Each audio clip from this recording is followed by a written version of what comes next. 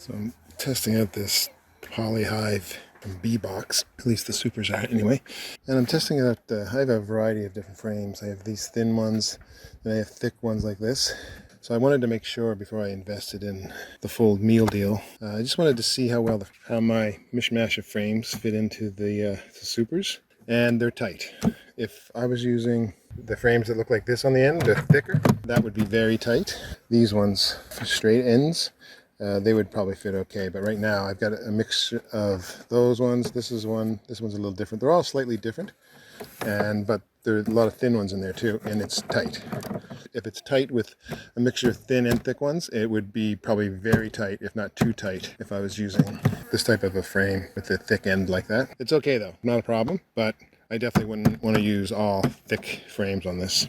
But anyway, it looks good. It doesn't weigh a thing. It's not as thick as my other polyhive, so I don't know if the insulation value is as high. Because it's not as thick, it's not as wieldy to lift, because the other one, because it's almost like, I don't know, almost twice as thick. When you pick it up, it's an extra 2 or 3 inches on each side of the box, so it makes it a wider box to just lift. I do like this.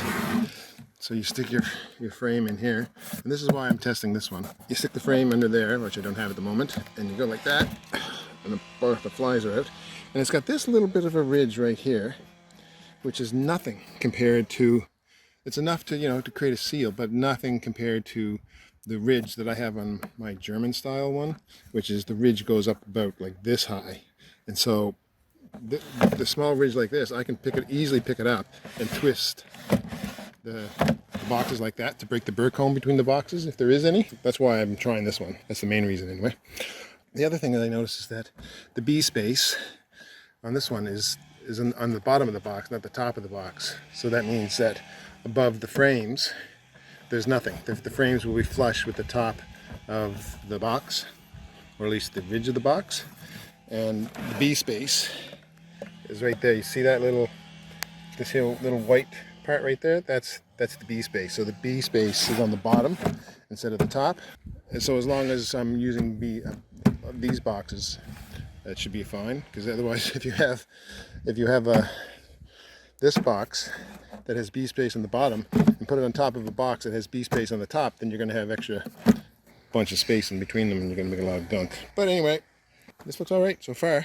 I'm trying the polyhive thing because this past winter, I've been having good success with the polyhives, and I just want to make sure that it's just not, before I go all in on something, I want to make sure I've tested it out thoroughly. Yeah, anyway, I've been having great overwintering successes in my polyhives and in my wooden condensing hives as well.